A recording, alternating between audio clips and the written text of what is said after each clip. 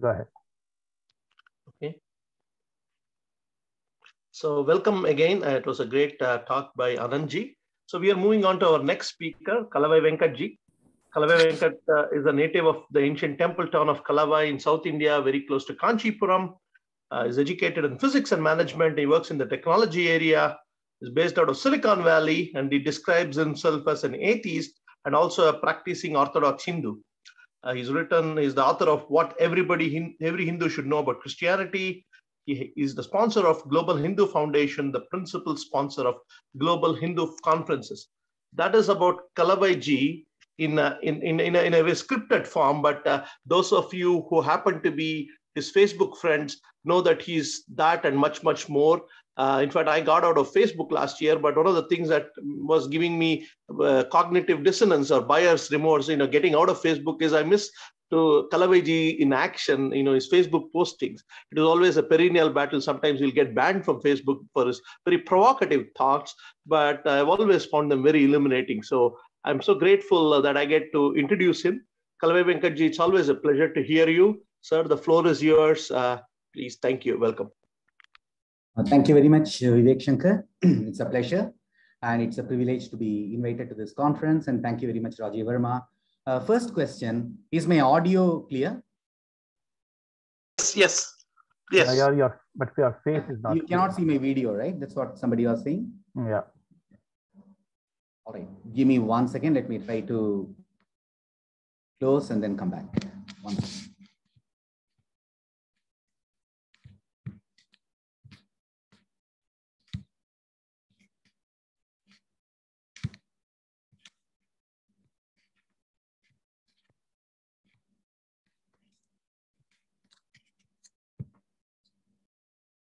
Is it better now? Yes. All right. Thanks a lot. And it's a pleasure to be invited to this conference. Thank you, Rajiv. Thank you, Vivek. And thanks, everyone. This is a very august company. And let me start with a very quick context setting here. The recent attack in the American universities, some 40 of them had sponsored the program. The recent attack on Hinduism and Hindutva is not the first, and it would not be the last. Okay. And if you just look at the last 15 years or so, numerous such attacks have originated from the US academics, universities, and public establishment, including the California textbooks and other places. I'm going to just cite a couple of examples. One of that is the California textbook lawsuit that we Hindus have been fighting starting with 2005. And the usual suspects that are participating in the recent conference where they wanted to dismantle global Hindutva were also present in the same attack in 2005. So they were the leftists, Christian churches, and some of the Islamists as well. And all of them participated way back in 2005. And the same usual suspects are participating in the attacks on Hindus today also.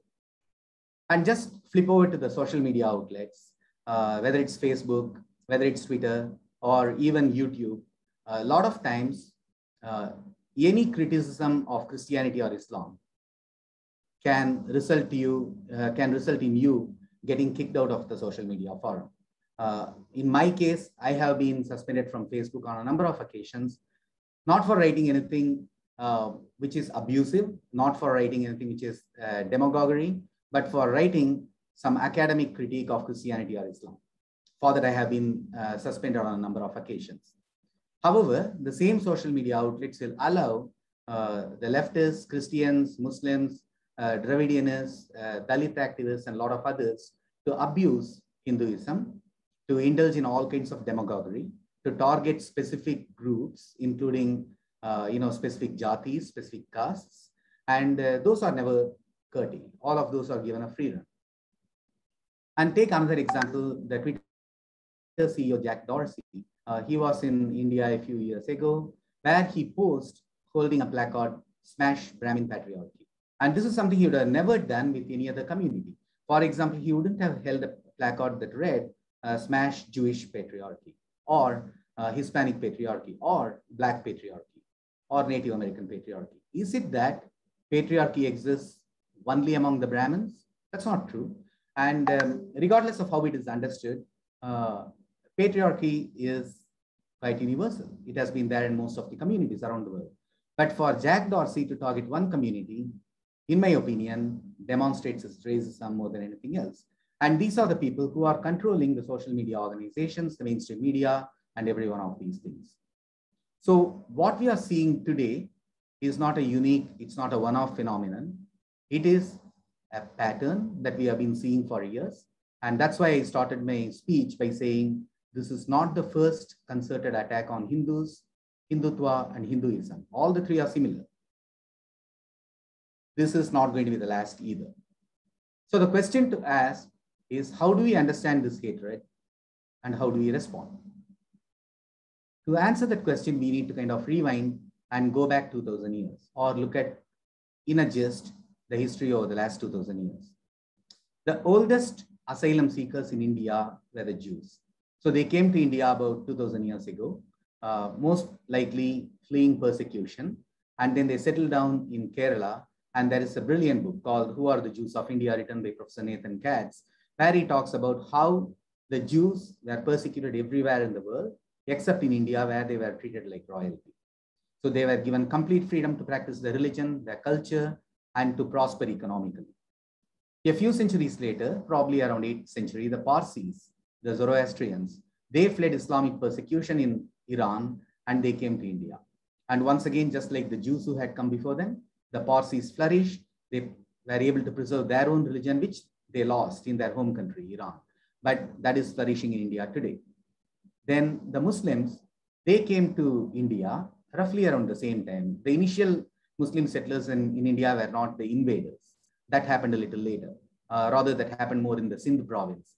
But the first ones that came to India probably were the Muslim traders who settled in Kerala. So that, in my opinion, happened somewhere in the 8th century. There are some reasons why I speculated that date, because you have one of the oldest mosques in Kerala, and they have what is called the Qibla, or the prayer wall. And the prayer wall started facing Mecca only from the middle or the later part of the 8th century CE. And prior to that, it was pointing in different directions, most of them towards Petra in Jordan. And there is a recent book called The Early Islamic Qiblas by Dan Gibson, which talks about this and very related details. And anyway, based on that, I propose that the oldest mosque in Kerala should have been created sometime in the 8th century. And those are the Muslim traders who settled in India. And once again, in the subsequent centuries, even though Islam persecuted the Hindus, they waged jihad, they carried out terrible practices, including the slavery of Hindus and the selling of the Hindu women into slavery. That's why we have the name called the Hindu Kush Mountains, right? The Hindu Kush was the place which became the graveyard of the Hindus because they were marched and then they were sold into slavery in places as far off as Iraq and other places. And that's why we have that name. And even though the Muslims persecuted the Hindus, the Hindus did not exact a revenge. Contrast this with Spain and other places where they kicked out all the Muslims once the Christians gained power. Hindus did not do that. They let the Muslims flourish and again become part of the mainstream society.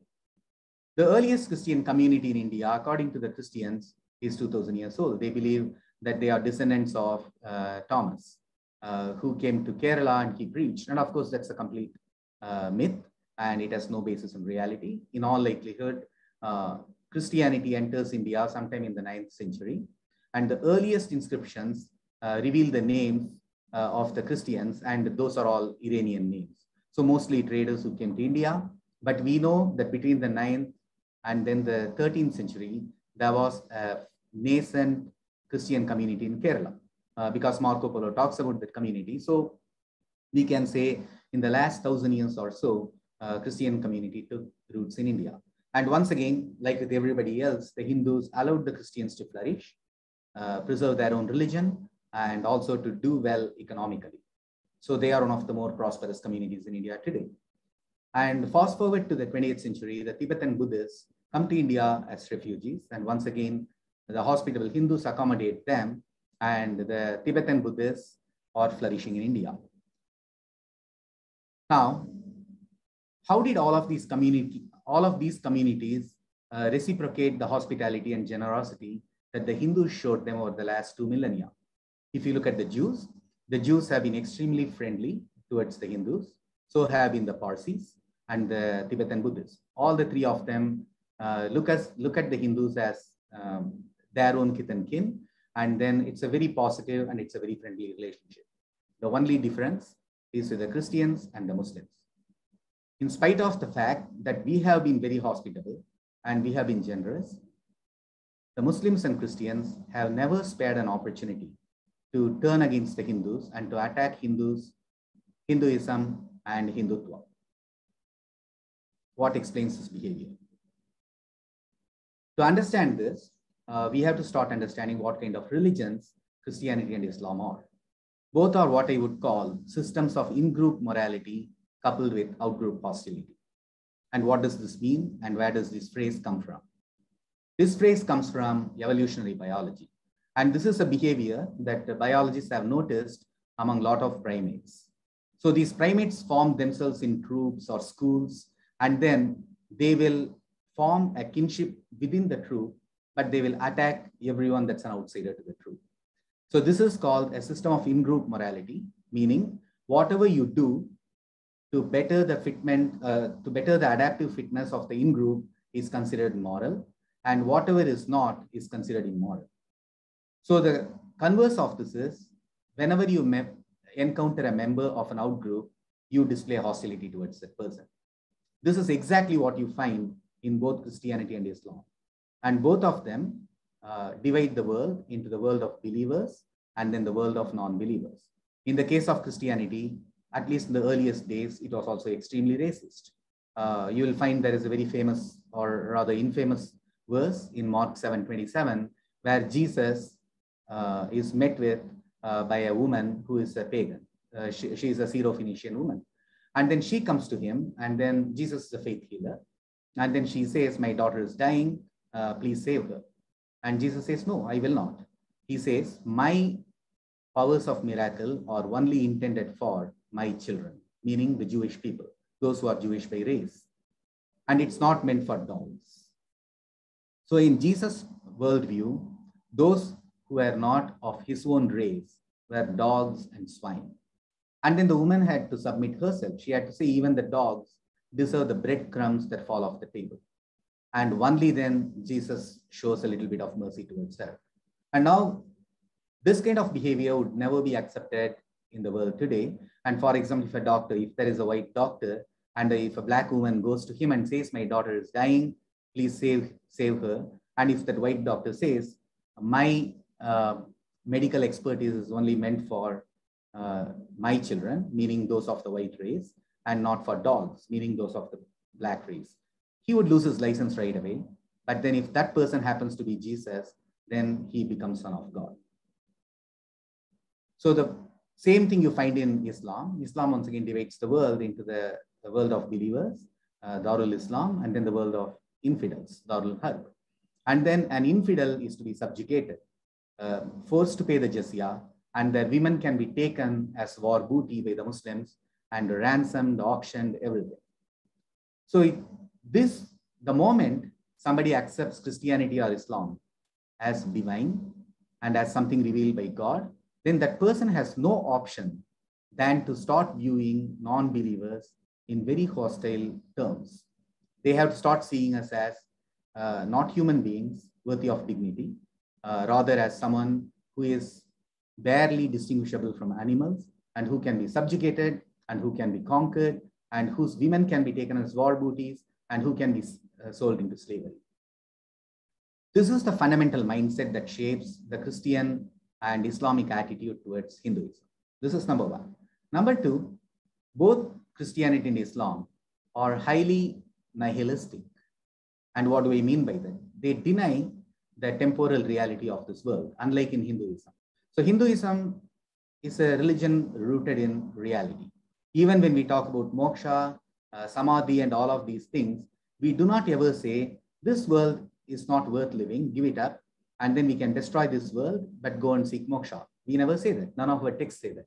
Instead, we have different ashramas in life, including the brahmacharya ashrama, when you have to go and learn. Then you have the grahastha ashrama, when you have to earn wealth and also enjoy your life. And enjoying life touches every aspect of that, including kama or sacred sexuality. And Hinduism, on top of that, builds the entire pursuit of moksha or samadhi and all of these things. So in contrast, Christianity and Islam both treat this world as a very, very temporary stopping point. And the only reason you exist here is to submit to Jesus or to Allah, and then to proclaim those as your only saviors, and then to follow that religion, so that when you die, you will get you will go to heaven. And if you don't accept them as your saviors, then you go to hell, and where you will be tortured and tormented for eternity. So that's what I mean when I say those religions are nihilistic, because they deny the reality we can all see, which is the temporal world on earth here.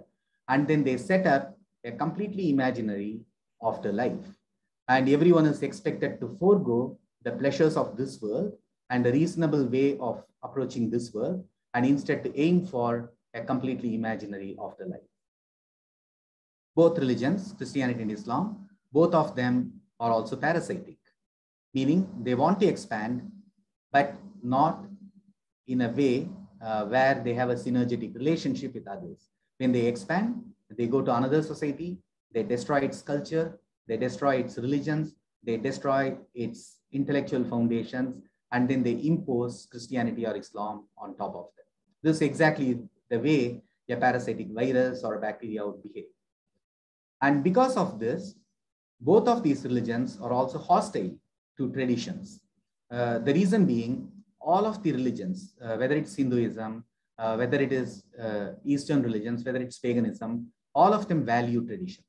Something is considered as worthy of admiration because it has been there for a long time, it has been cherished, and it has been upheld by the wise people within the tradition. That's why traditions are very important in Eastern religions and paganism. In contrast, both Christianity and Islam undermine and undervalue traditions.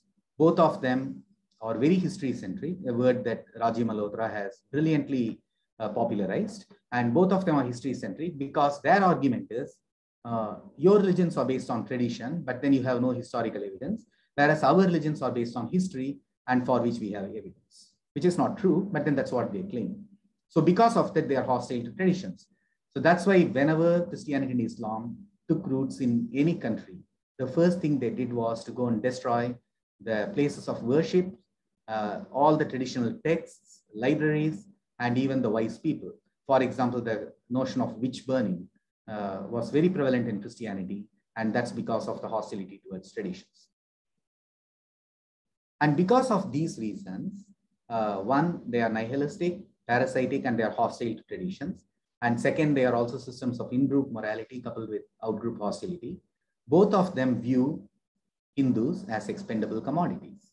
We exist for only one purpose, which is either to be converted to their religions or to be treated as dhimmis.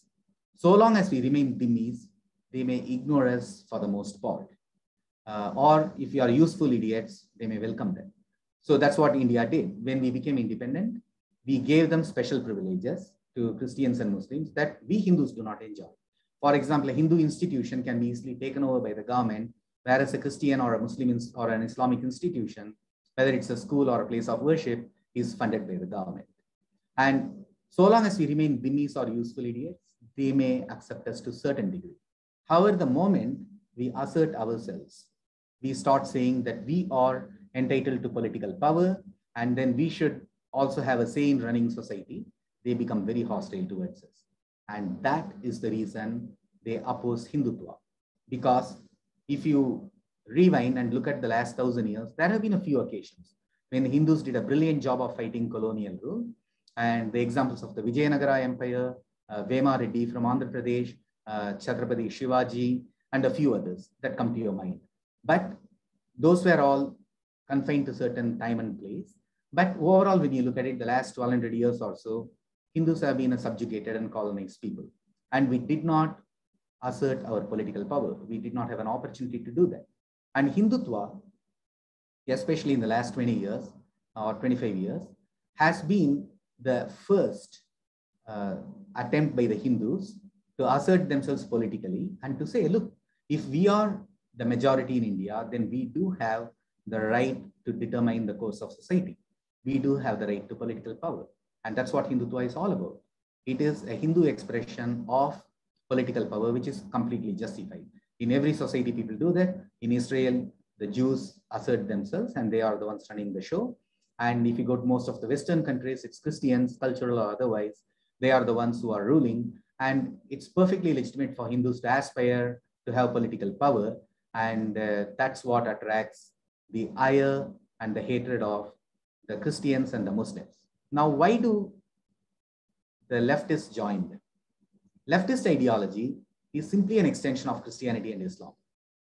In every sense of the word, if you look at it, what does the leftist ideology promise? Whether you call it socialism, whether you call it Marxism, Leninism, whatever you want to call it, what does it aim to do?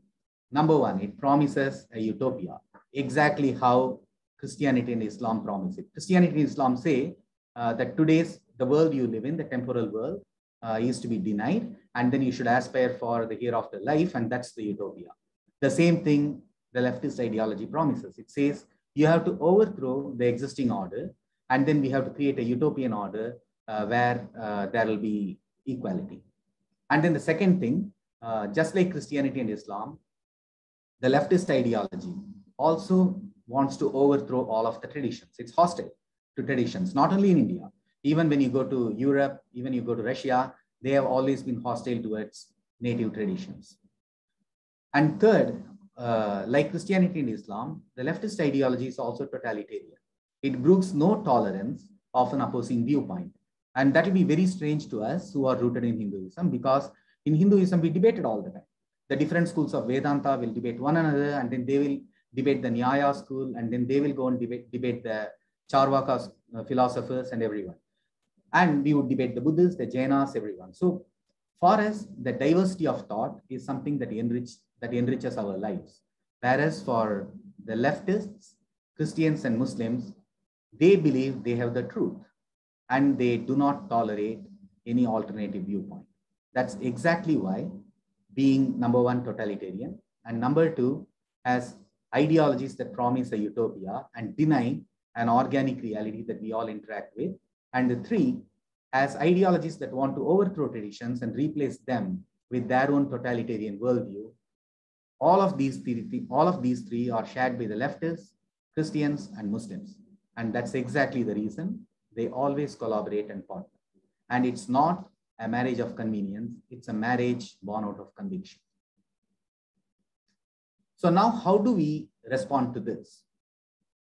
The first thing we should remember is the most intolerant wins.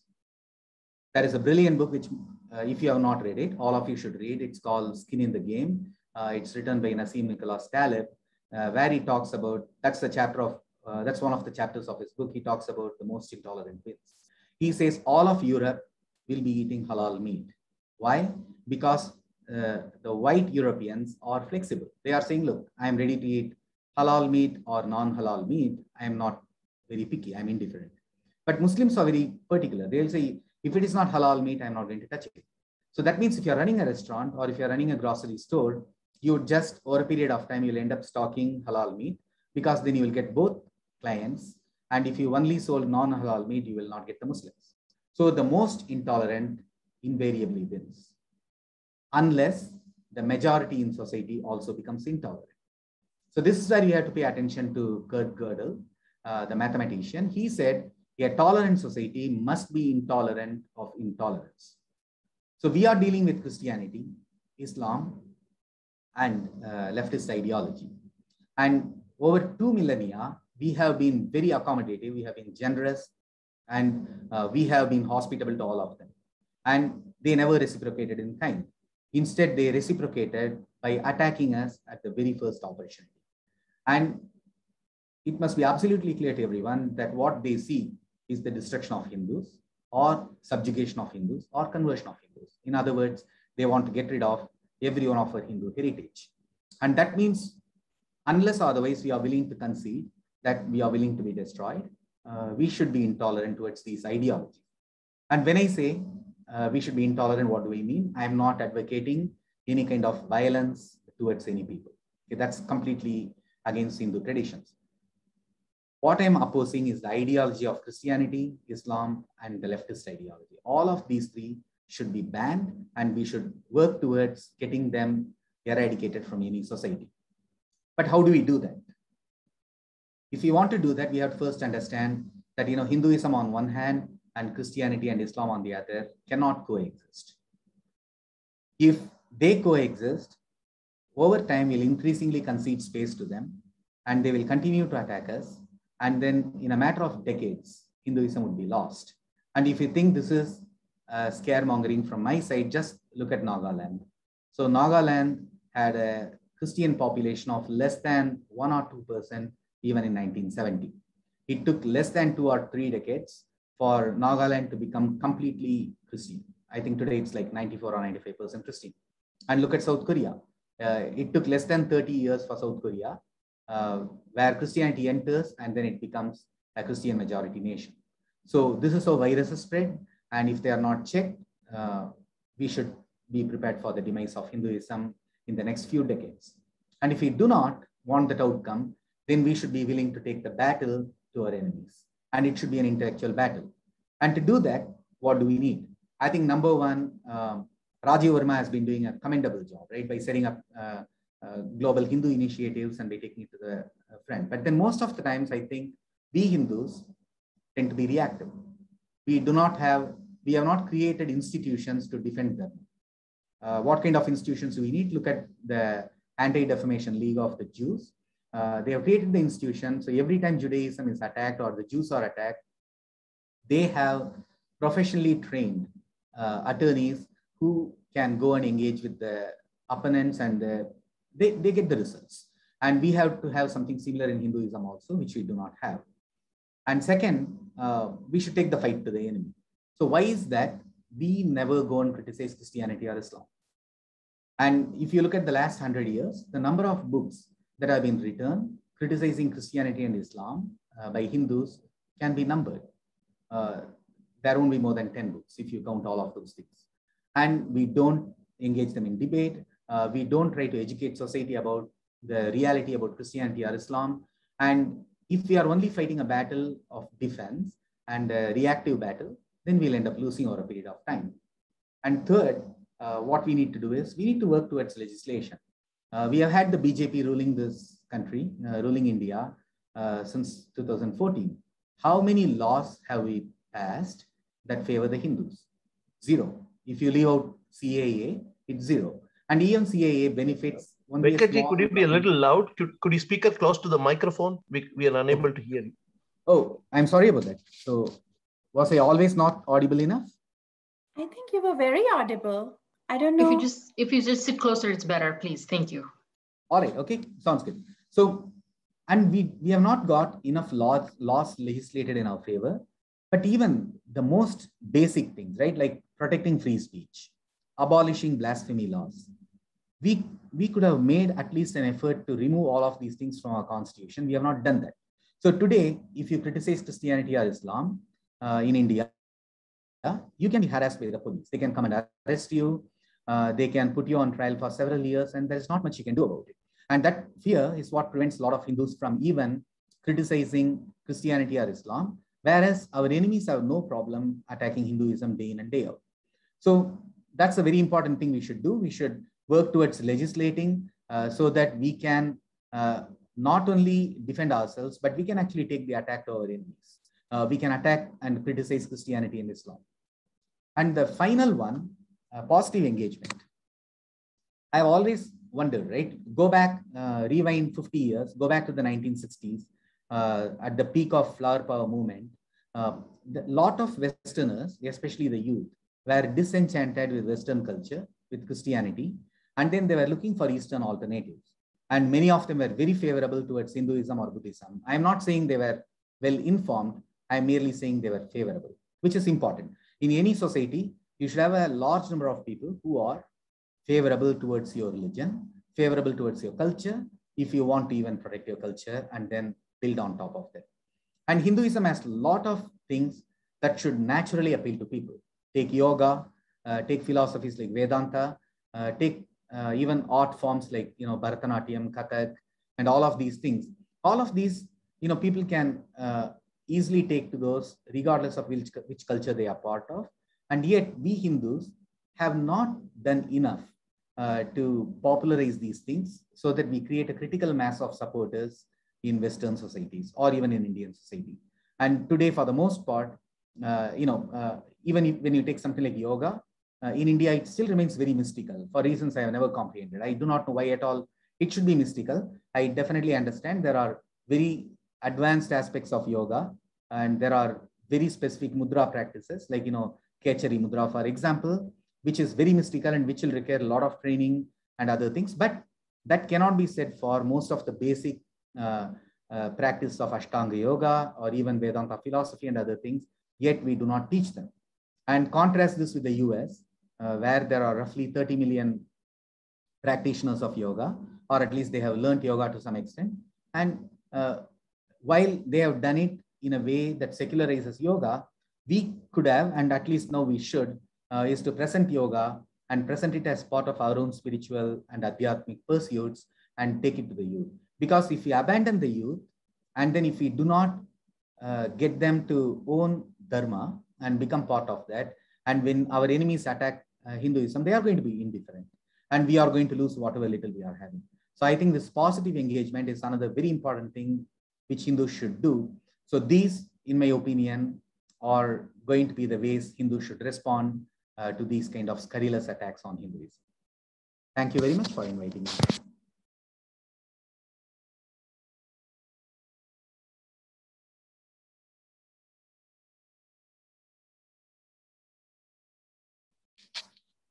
Any questions? Yeah, let's go with questions. If you have any questions for Kalavai ji.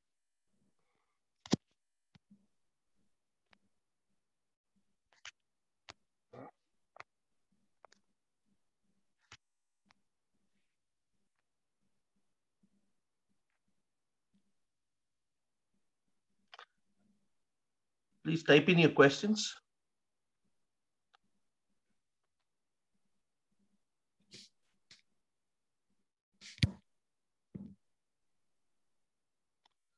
Oh, okay, I don't know. The first question from AK is, what drives you? How do you stay fearless? I don't know. I think it's the same thing that drives every one of us, right? So at the end of the day, that is a price to pay, right? That's the way I look at it. So another 30 years, let's say Hinduism is completely destroyed. Who would be the biggest losers? My children, and in the future, their children when they get married. I do not want that outcome. So which means if I want to safeguard what I consider to be precious, then I should be willing to take some risks in life. And it's a calculated risk. I'm not taking any blind risk and working on anything I do. I take calculated risks, but that's something I think all of us should be doing. So it's not as if I'm fearless or I'm being reckless. I'm just like all of you, no different.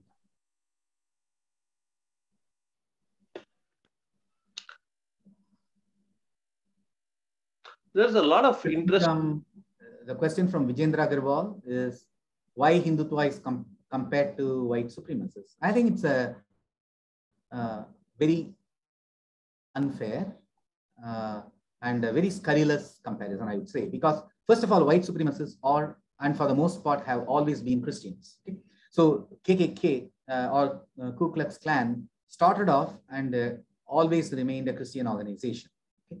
And 100 years ago, sometime around, I think 1905 or 1906, roughly 5% of all Americans were members of the KKK.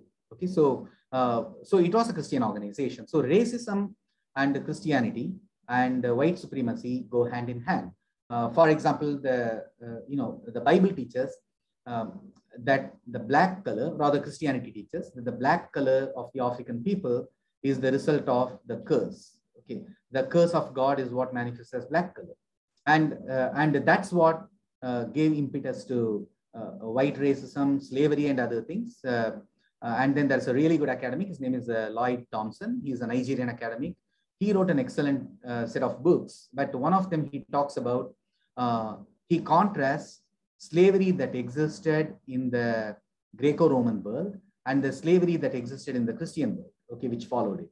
So he makes a very important comparison. He says, he quotes a lot of Roman authors like Pliny the Elder and others, and Younger and others, and where they talk about a local Roman woman could go and marry a black person, a black slave, okay, and have a child. So those things never happened with white slavery, because what changed was when the Greco-Roman world was replaced by the Christian world, Christianity introduced white racism, and it introduced slavery the way we know it today, and all of those things. So now Hindutva is the very opposite of that. When you look at a lot of the Hindutva leaders over a period of time, they did not even want to convert others.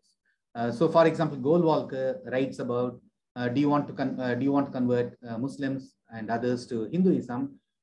He shows no interest in it. Okay, in fact, he is of the opinion that everyone shares the same Indian ancestry.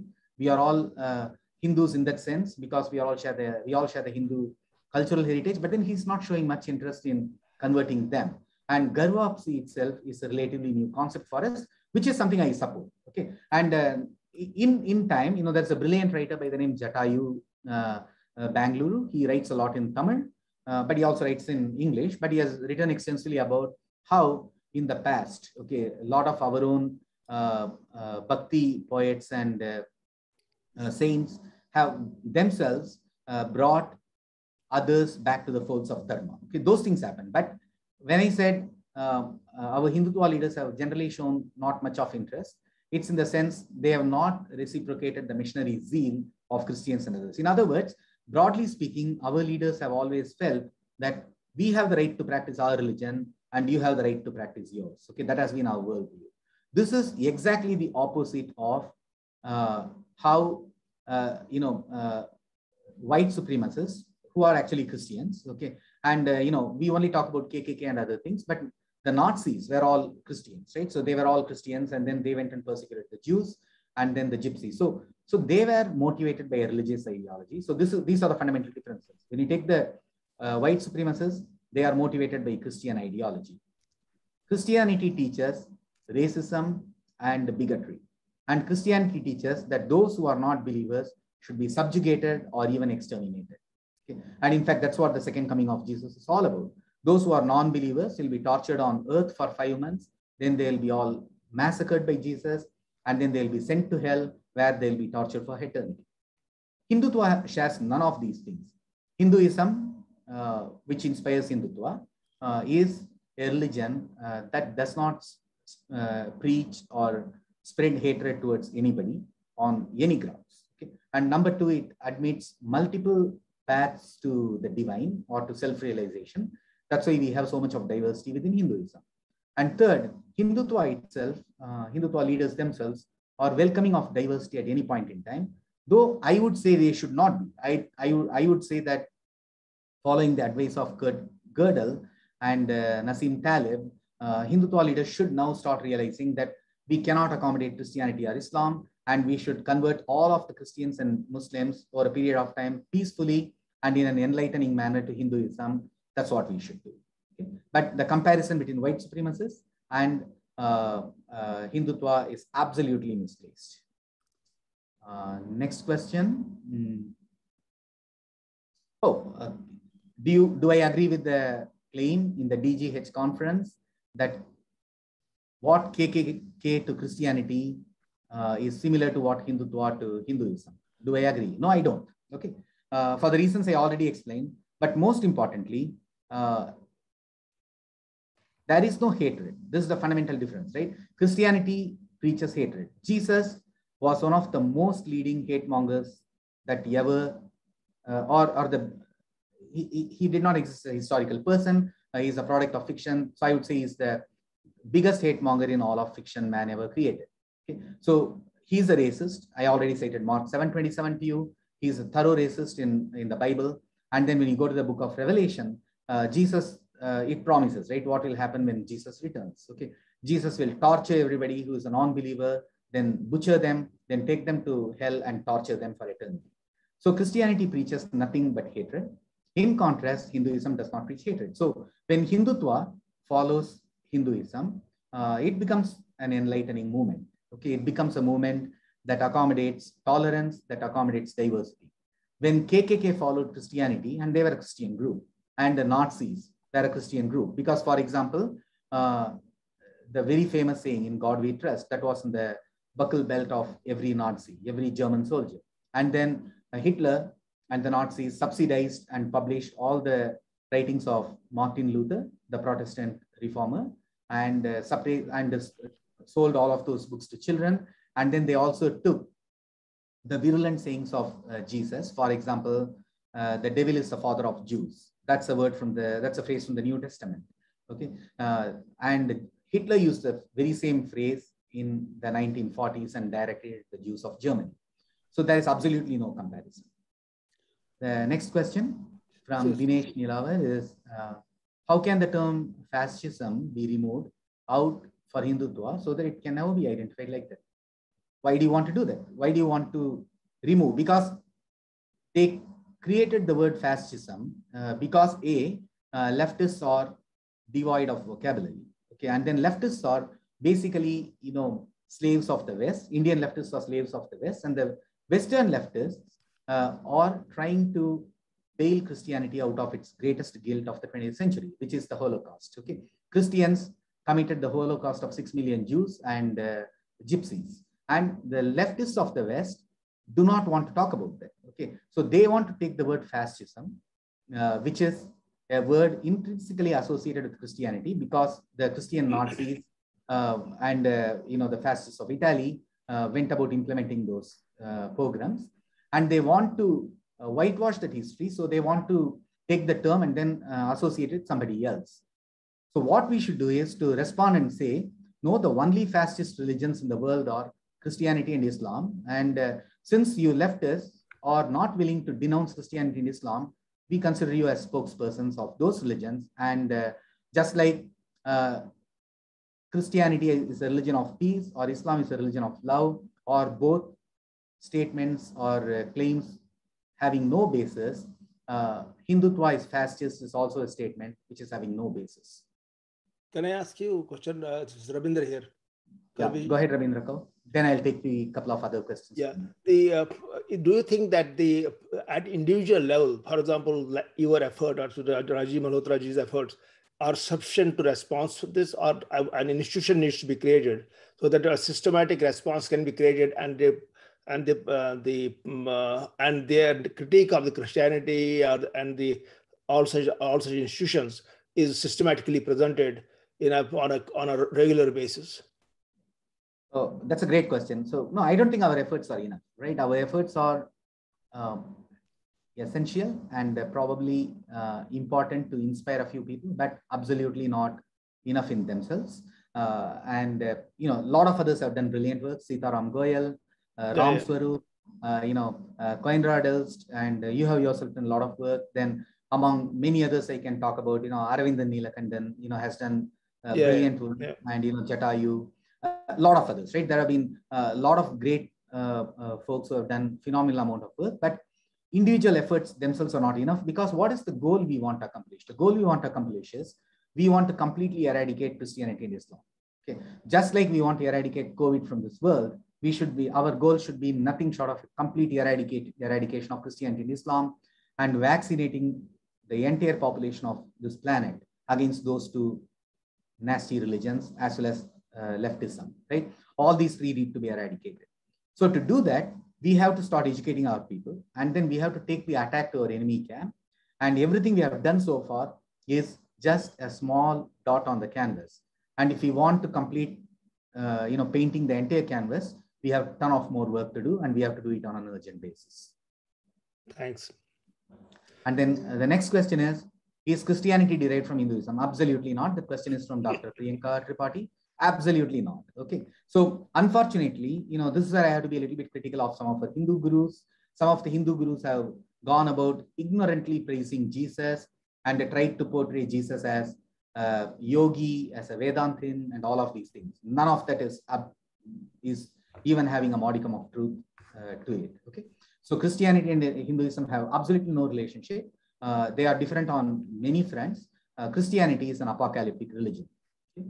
Meaning it looked at when it was created 2000 years ago. Christianity prophesied and immediate destruction of the world. Okay, and then the second coming of Jesus, who will come and save the believers and torture the non-believers. That's, in a nutshell, Christianity. There is no wisdom in Christianity. You can go through the entire Bible and not find one teaching which is wise.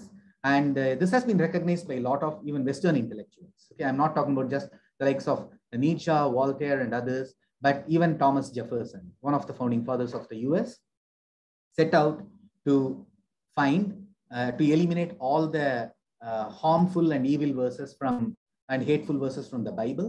And then he created what is called the Jefferson Bible. And that is only 19 pages long. Okay, 19. And then there was another American intellectual by the name Ambrose Bierce, and he disagreed even with this. He said the biggest problem with the Holy Book here is the Bible.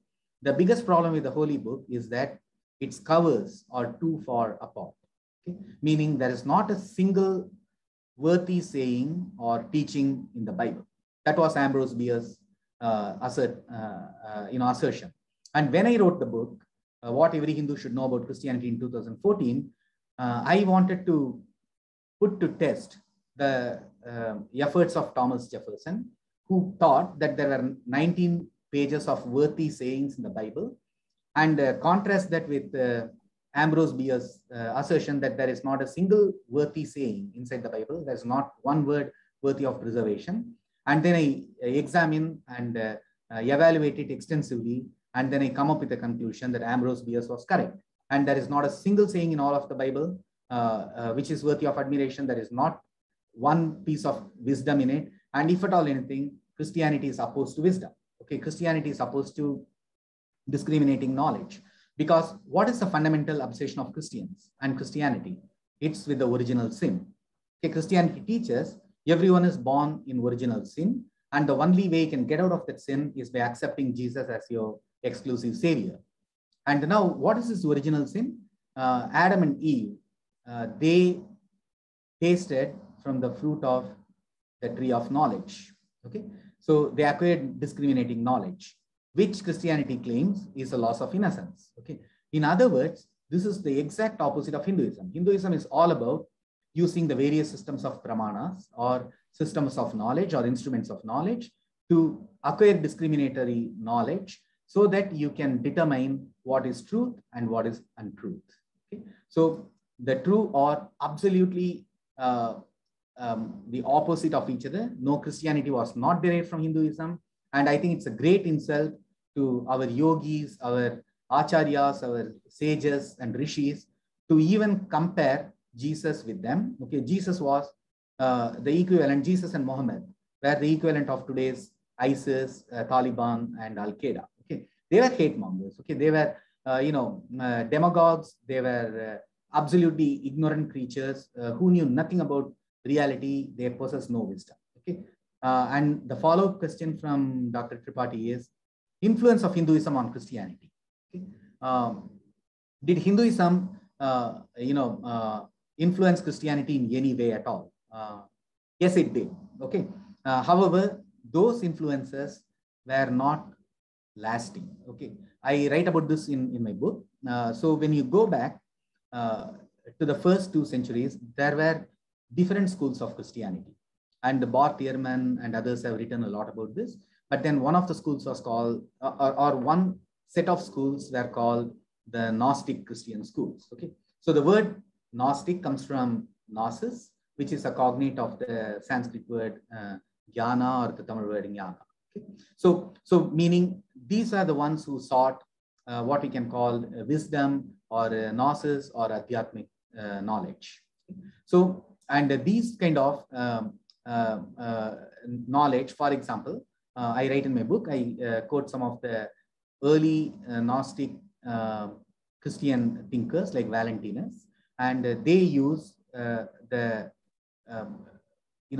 body is a clothing, symbolism from the Bhagavad Gita. Okay, so the knowledge transfers from here to there. And similarly, from Buddhism, some of the ideas and the knowledge travel to early Christianity, especially to Gnostic Christianities. However, all of those did not last because Christianity very soon crushed and suppressed all of the Gnostic schools within within that, and only what we call the Orthodox Christianity has survived today. And as a result of that, the influence of Hinduism or Buddhism on Christianity was very short-lived.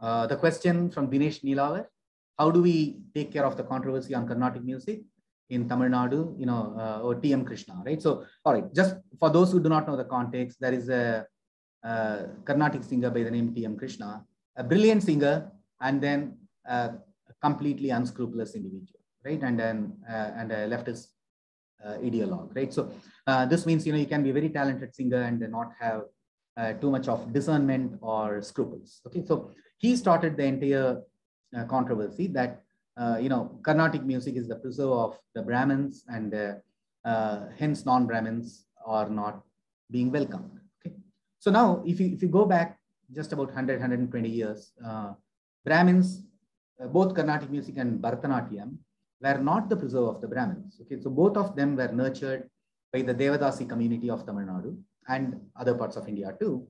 And that's why you find a lot of those early stalwarts, okay, like Bala Saraswati, the greatest Bharatanatyam exponent of all time. She's from the Devadasi community. And then the greatest Carnatic singer of the 20th century, M.S. Subbulakshmi, is again from the Devadasi community. A lot of them come from that community. Okay? So this art form was preserved by the Devadasis. But the Christians, under the British rule, vilified Bharatanatyam, they vilified all the art forms, they called it Nach.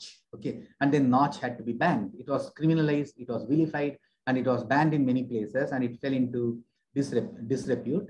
And then when it happened, for about 15-20 years, or maybe a little longer, the art forms are literally degrading. Okay, and that's when some of the Brahmins started taking the initiative, and then they dedicated their children. It was not a state-sponsored initiative. If you take Tamil Nadu, the state where I hail from, the Brahmins started investing their time, wealth, and everything in preserving the art forms within the family. This is something every jati could have done. Nobody stopped them. But until the 1990s, a lot of the jatis, even in Tamil Nadu, I have seen that, when I studied, I've heard it from my own classmates and friends, right? So they used to find it degrading for a woman to be a danseuse. And it's not a gender neutral term, by the way. Okay, I don't use the word dancer for female dancers. It's danseuse. Okay, and then they found it demeaning because they were very conservative in their mindset. And then they used to actually make fun of Brahmins for allowing their daughters to learn Bharatanatyam and go and practice dance on the stage. So it's because others gave up these two classical art forms, Brahmins ended up preserving it. But if others took to these art forms today, and in a matter of 20 years, you will have a large number of representatives from every community. And a couple of expletives, I presume that's because I was pretty blunt in my assessment of Jesus and Muhammad. I stand by that. Okay.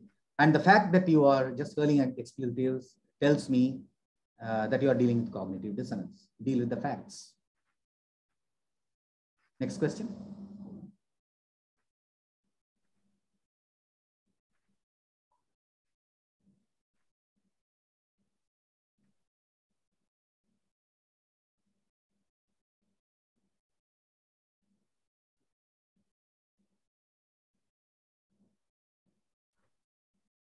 All right. Vivekji, back to you then. Oh, sorry. There's one more How is ISKCON doing conversions? Okay, I welcome that. That's great work. Okay. Hats off to ISKCON. And I have seen a few others also do that, but ISKCON has done a really good job. A few other organizations have done that, probably not to the same extent. That's phenomenal. I appreciate that on many fronts. Number one, weaning people out of Christianity or Islam and bringing them to Hinduism in any form or shape is welcome. So I support that.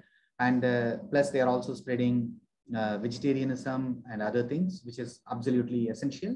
And on both grounds, right? One on the moral grounds, and then second, even on the environmental grounds, right? On both fronts, meat eating is a terrible thing. And Like for example, 20% of the methane gas emissions are primarily due to raising livestock for meat industry. Okay, and if just the world became vegetarian tomorrow, we would be saving the Amazon rainforest. And if not, the world, for example, many of you would have seen the scientific studies that the oceans will become lifeless. Okay, all the fish in the ocean will be dead by 2050. Okay, that's less than 30 years from today.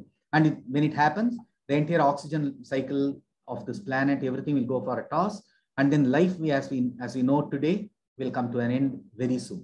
Okay, so there can be no justification for sustaining meat eating.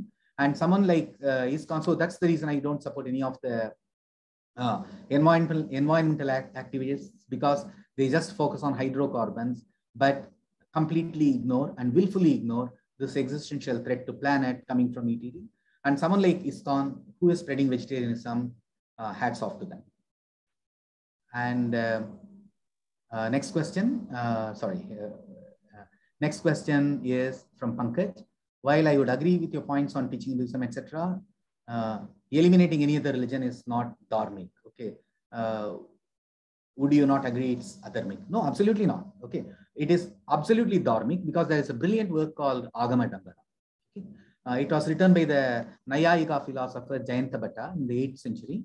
And in that, Jayanta Bhatta advocates there are religions that are harmful and that are insane. Okay, whenever you come across those religions, don't treat them with any respect, ridicule them, mock them, and then get the ruler of the state to suppress and ban those religions. Okay, so he sets up one such religions. So those are the religion, he calls them, those are religionists who wear the black blanket, and then he ridicules them. And I think that was just a made up religion, but then he was illustrating the point that some of the religions are harmful, and then and some of the religions are harmful, and when they're harmful to society, we should go after those religions. And this has been, I would say, the standard position of all the dharmacharyas in Hinduism. I'll take one example, since I quoted Jayanta Bhatta in Sanskrit. I'll quote one from Tamil. Tirukural,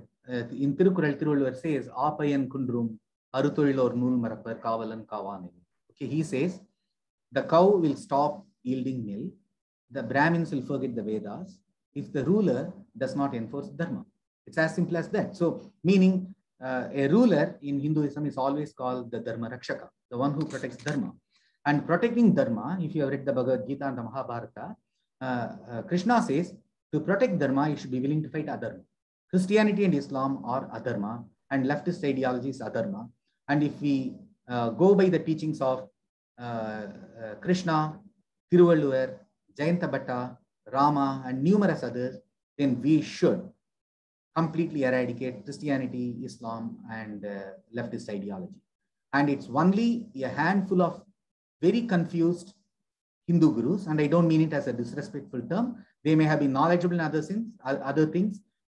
They may have been knowledgeable about dharma, but then they were completely ignorant about Christianity and Islam, and they went about praising those religions. But we should definitely eradicate both of them. That's the dharmic stance.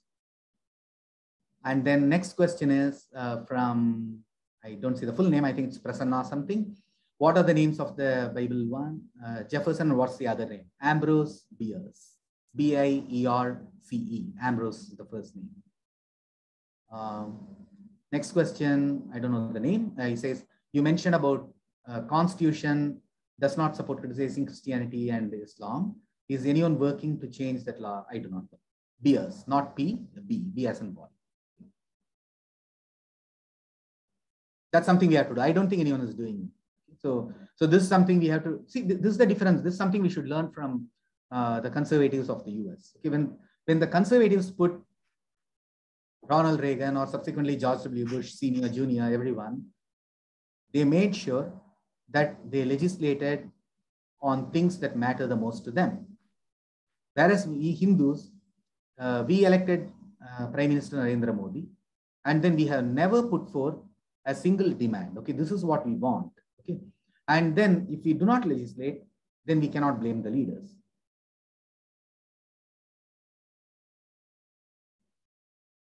Any other question?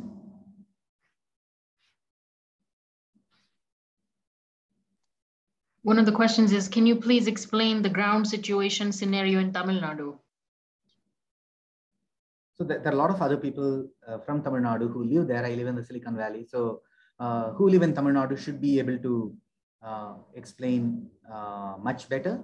But however, I'll give a couple of examples, right? So one is, a few months ago, a video surfaced on the social media, right? In that video, the principal, who is also a Christian priest of Loyola College, okay, he brags about what he had done, okay, and he was part of the textbook panel in the state of Tamil Nadu, and then he brags that without anybody noticing, I introduced a lot of stories, motifs, everything from the Bible into the textbooks. So the children of Tamil Nadu will grow up getting indoctrinated without even realizing it. And he was bragging, and the audience was applauding and everything. Okay, so now what we are seeing is earlier these kind of breaking India forces, these kind of Christian perverts and others would do a lot of these things behind the scene, but they will not come out and openly brag about it. Okay, but today they are bragging about this. What could be the reason? One of the reasons is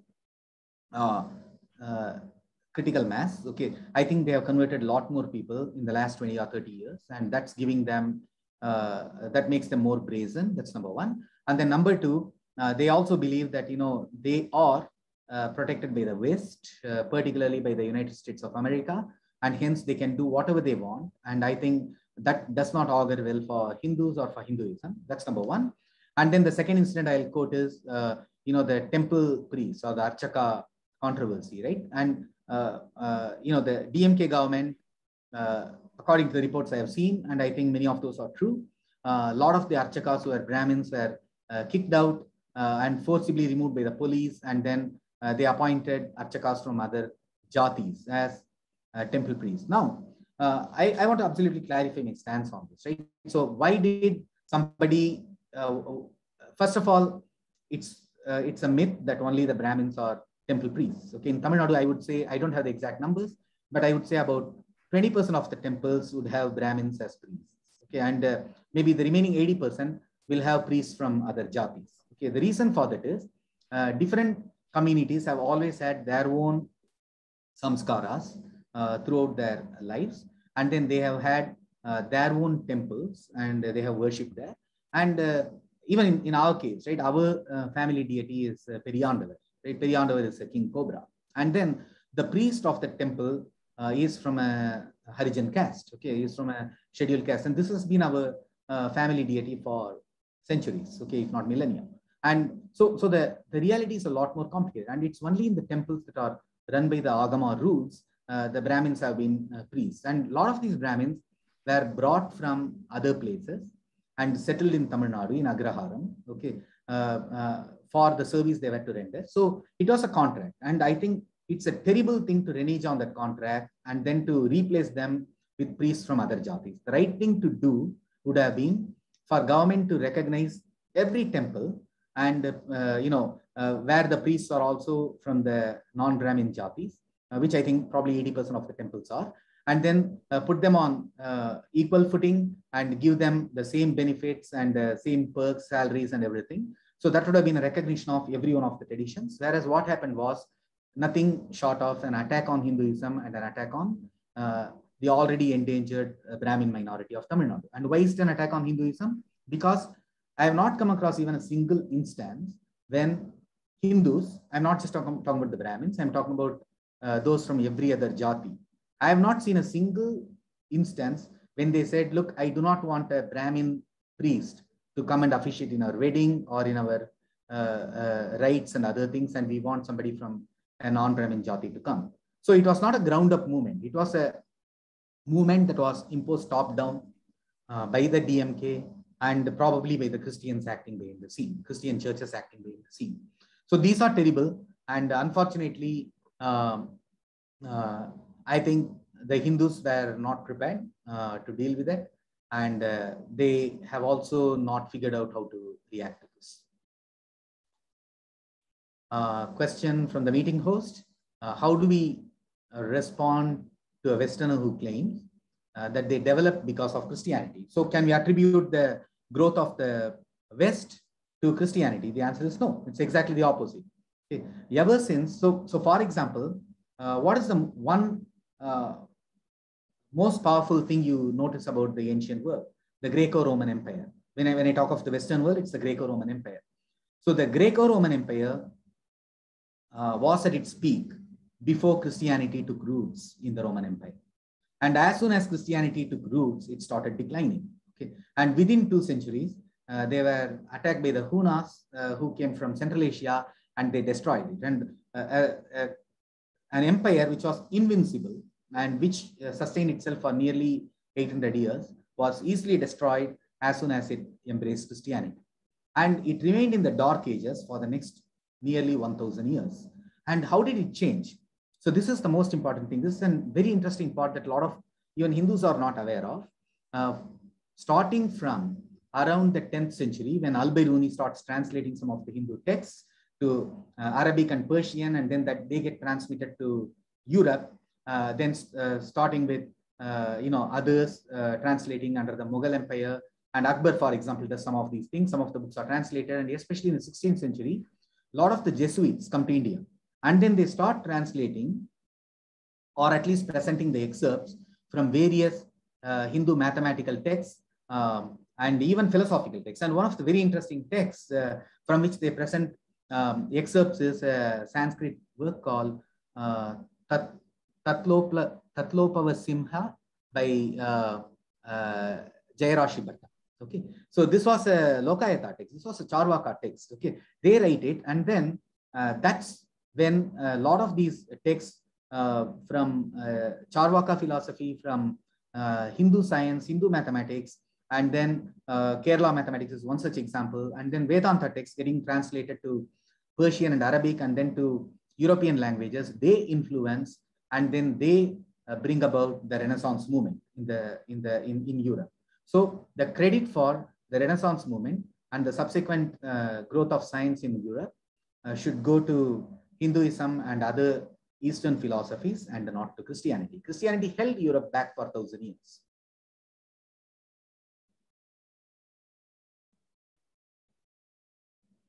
Next question: can the current day political Buddhism be turned into an ally for Hindus by showing them the truth that Buddha himself had venerated the Brahmins and not the business of...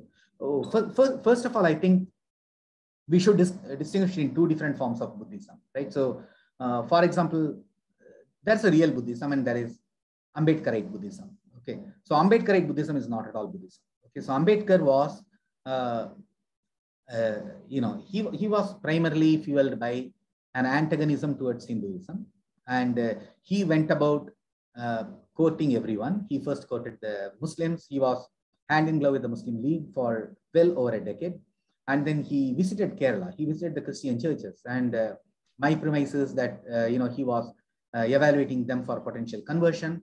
And then finally, he embraced, quote within quote, Buddhism. Okay. And this is more of, what is called Neo-Buddhism. He made it up. Okay. And I don't think he knew much about Buddhism or about, for that reason, about any religion.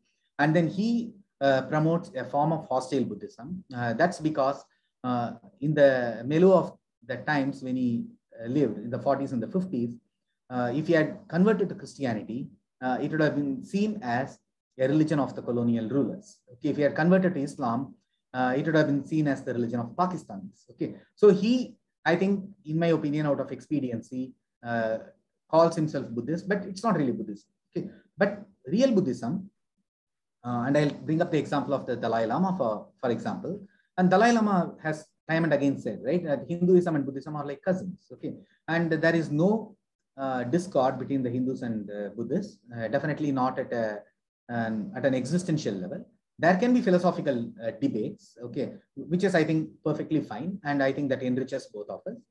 But I don't think the term political Buddhism is necessarily correct. I think Buddhism and Hinduism are both dharmic religions, and they have always coexisted, and they will continue to coexist.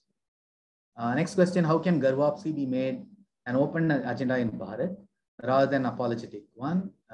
Yamuna asked this question. Okay. First of all, why Garvapsi, right? And for that, we should be convinced about the answer. Okay, if we think that Jesus was yogi and Christianity is a good religion and Islam are good, then why do you want to convert? Okay, let them stay in those religions. Then if you want to perform garvapsi, then you have to agree with me that Christianity and Islam as ideologies must be eradicated, and we must convert today's Christians and Muslims to Hinduism. In other words, let's save Christians from Jesus, let's save Muslims from Allah. So if we agree with that, then we should first educate our own Hindus, because when we criticize Jesus, we found a couple of our own Hindus hurling expletives, right? And this is a common behavior. I'm not surprised, right? And Rajiv Verma is aware of that. On a few occasions, when I used to criticize Jesus or Muhammad, particularly Jesus, a set of anglicized Hindus, okay, West-aping Hindus, will be frothing at the mouth. Okay, they won't even let me complete the sentence. They'll stand up and they'll start yelling and screaming. And so long as these kind of mindset prevails among the Hindus, we won't be successful in doing garvapsi. So the first thing is for us to convince the Hindus that these religions are pretty harmful, and hence we must do garvapsi. Then second thing to do is look at Europe. Almost all the European countries are Christian, right? Officially Christian countries. Okay, Christianity is the state religion, and virtually every Muslim country is Islamic, and Islam is the state religion, and Judaism is the state religion of Israel. And America is Naam ke vaste, or namesake, secular, but everybody knows, right? In America, Christianity is the favored religion, and under faith-based initiative and other things, Christianity is heavily funded by the government, and Christian worldview is what shapes America. So we should have no reservation whatsoever in saying that India should be a Hindu Rashtra. Okay, and hence everyone should be brought back to Hinduism. But the best way to affect that is the strategy I advocated. One is, it's the twofold strategy. One is to attack and ridicule. That's a dharmic thing to do. That's what Jayanta Bhatta and others have taught us. Okay, is to attack and ridicule Christianity and Islam, so that one should become really ashamed of associating with a religion of hate mongers like Jesus or Muhammad. Okay, and then the next generation would want to explore something different. And when they want to explore something different, we should be able to take, because in Hinduism, there are a lot of practices. It doesn't require even, many of these practices don't even necessitate a belief to start with. Okay, so, yoga is one good example. Dhyana is another good example. And all of these things are very practical benefits. And if we take them to the people, then we are going to facilitate garvapsi. So this should become an open agenda, and we should do that. Question from Richa Gautam. Your research is comprehensive, but to talk of eradication of other faiths has never been part of Dharma, and Christianity has been evolving. Okay, what do you think of it? Okay, sure. So let me start with the second question, right? So Christianity has been evolving, but evolution is not always necessarily for good. Okay, so when Christianity evolves, it gets better adaptive fitness. That's like your COVID virus. Okay, when COVID evolves into a Delta variant, it gets better adaptive fitness, but it is not good for the host. Okay, it's even more harmful for the host, because now if the original variant of COVID killed only senior citizens, 65 and older, then what is it, the N440K variant or the Delta variant kill people who are in their 40s and 45s. Okay, so adaptive fitness is not always a good thing. Okay, adaptive fitness can often be harmful to the host. So when Christianity acquires adaptive fitness, it's actually a bad thing. Okay, because it beguiles the innocent people, it beguiles societies, and everyone starts thinking, all right, Christianity seems like a cool religion. Okay, so why are we opposing it? But go back and ask every Christian, okay, is there a single verse of the Bible you reject? They will not. Okay, quote them Mark 7:27, where Jesus is a rabid racist. Okay, he is calling non-believers and the non-Jewish people dogs. Okay, ask them, do you reject this verse? They will not. Okay, and then go to a Muslim and ask them, do you repudiate and do you denounce the conduct of Muhammad in forcibly murdering men and taking their 18-year-old daughter and forcibly marrying her after ransoming her for 400 dirham? Do you condemn that? They will say no. Okay, so most of the times Christians and Muslims indulge in taqiyya, Okay, when they talk to you, they say, oh, we don't agree with all of those things. But if they don't agree, how come not a single Bible printed by a single denomination around the world has left out even one of these terrible verses? Okay, so the bottom line is Christians and Muslims cannot reject even one word out of the Bible, because the Bible itself says whoever as much as takes a word out of this book or edits this will burn in hell. And if Christians believe that Christianity is a revelation from God and the Bible is the word of God, they cannot take a single word out of that. Okay, they may lie to you when you directly confront them, but in reality, they are absolutely convinced that we heathens are fit to be destroyed unless we convert. And when Jesus comes back, your children, my children will be tortured and will be destroyed. Okay, so when we say Christianity has evolved, it has not evolved for good. Okay, it has simply acquired better adaptive fitness to fit into the modern world. That's a more dangerous thing than a thing that we should welcome. Next question, your take. Oh, sorry, scroll that. Give me 1 second. Let me scroll. Okay. Your take on the formula for identity consciousness among the Hindus. Should a more conscious minority among Hindus be the most canvassing for it, or concentrate on one individual contributions? Most of the Hindus are neutral to Hindu cause and do not support our orgs monetary wise. Okay, so that's a very good question. I think this is the fundamental nature of religion, right? So Christianity and Islam are congregational religions. Okay, so you go to a church, you'll have 2,000 or 5,000 people congregating, okay, and then they attend the same church week after week, year after year, until their death. And then they are listening to the same sermons from the priests, and the same applies to the Muslims too, to a lesser extent. But so basically what they do is they are brainwashed from the cradle to the deathbed. Okay, they attend the same church, they are congregation, and congregation puts pressure on one another. So you have to conform. If you do not conform, you will be shunned. And not only will you be shunned, you won't get admission to school, you won't get admission to colleges, etc., because you have to get the local priest to write a letter of recommendation for you to even get admission. So this forces Christians to conform and then to type the church and then to contribute for their causes. Whether they believe in it or not, whether they understand it or not, they are forced to conform. And is it a good model? In my opinion, it's not. Okay, because what it does is it gives you adaptive fitness, but it destroys all that is good in you. Okay? Steven Weinberg, the Nobel Prize winning physicist, once wrote, good people do good things, evil people do evil things, but for someone good to do something evil, that takes religion. And I think that statement applies 100% to Christianity or Islam. I don't think Christians and Muslims are congenitally evil. Okay, they are no different from you and I are. Okay, so they have the same genes as we do, and hence why they end up supporting a terrible ideology, we should look for the reasons in the religious conditioning. That conditioning comes from Christianity and Islam and from the congregational nature of their religions. Okay, those religions don't let them think. Those religions warp their worldviews, and hence they become a force for evil to contend with. We don't want to become a force for evil. Okay, so I think the beauty of Hinduism is you can pursue your Grahastha ashrama or your Brahmacharya ashrama, and then you can also pursue Adhyatma depending on your own nature. And then at some stage, you can explore philosophies, or you can, seek moksha dharma, and all of these things you can do. So there is a lot of freedom in Hinduism. We do not want to lose any of these things and turn Hinduism into an Abrahamic religion. So the right thing to do is to straight away seek the complete eradication of Christianity and Islam so that we can preserve the best parts of Hinduism. And a few more comments. So let me take the next one from Pankaj. To add what was said, I think it's a continuation. Let me scroll up. Give me 1 second. Okay.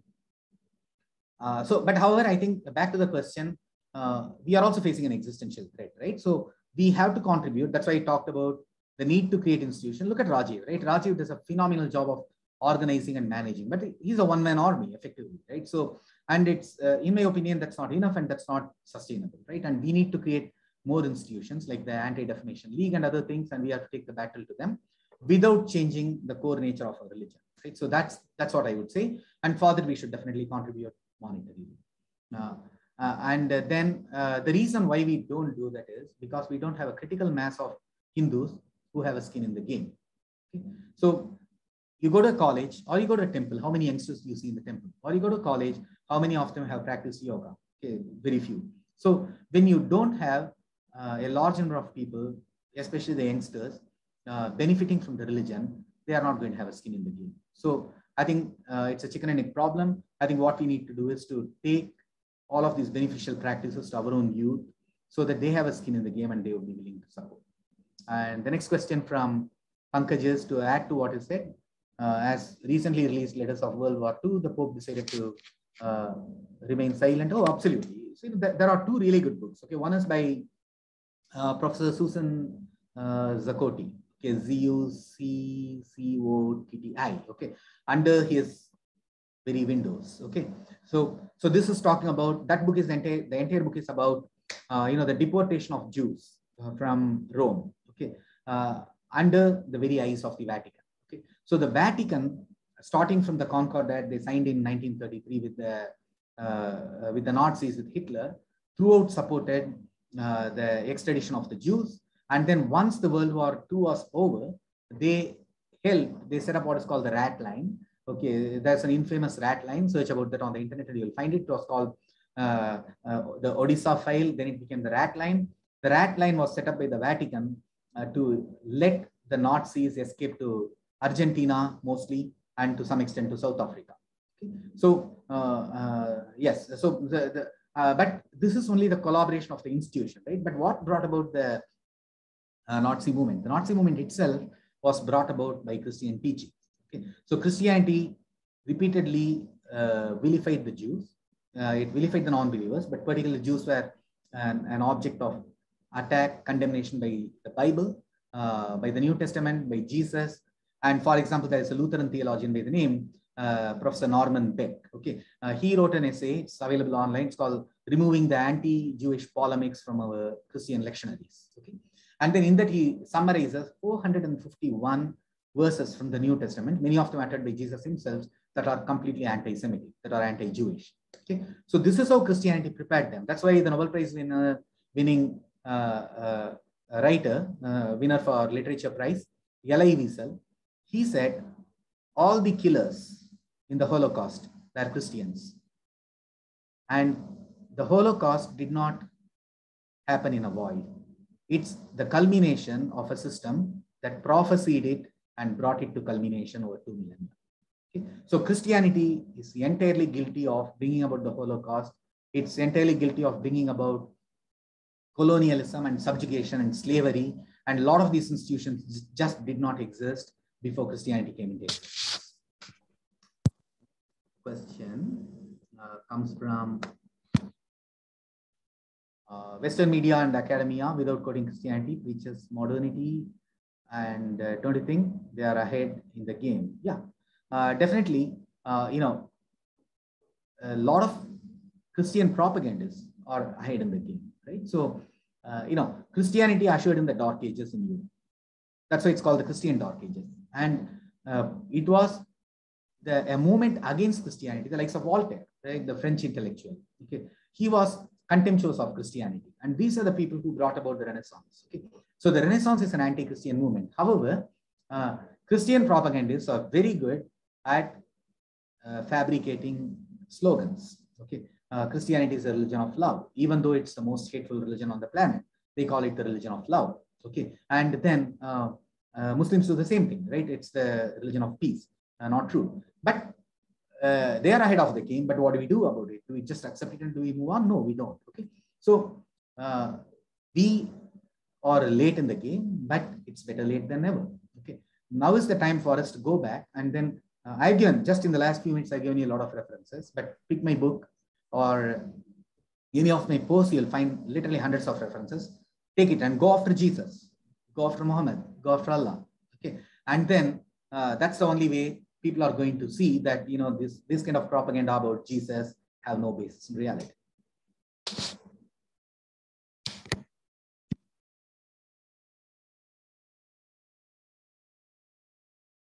Any other questions?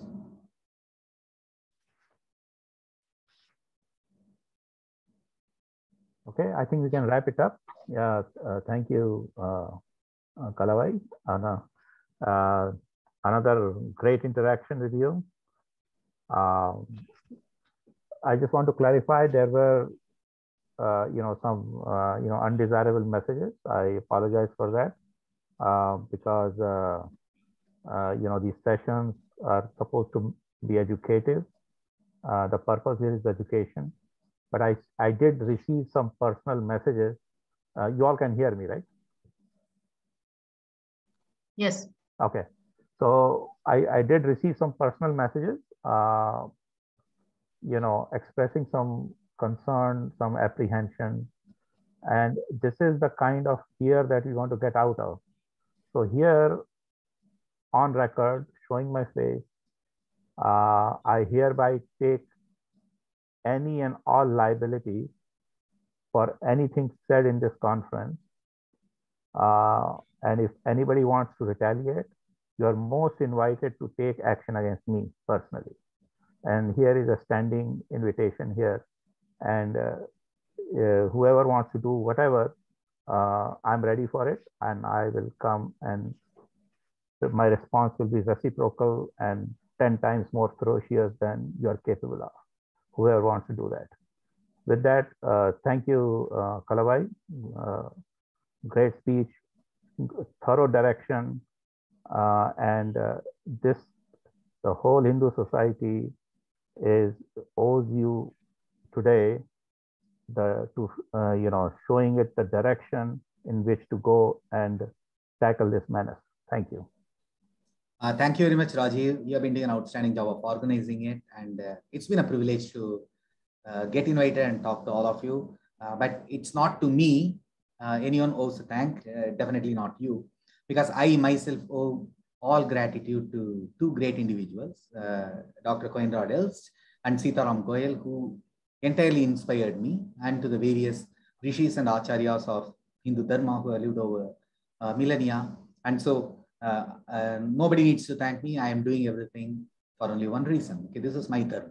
Okay, and then I want to preserve it for my progeny, for my daughters, for their children in the future, everyone. So nobody owes a thanks to me. But thanks a lot for inviting me to this conference. Jai Sri Ram. Okay, we are ready for the next session. Do we have the next moderator, or should we just continue? Gayatri है और युक्ति भी है, दोनों ready है. Okay, great. Let's do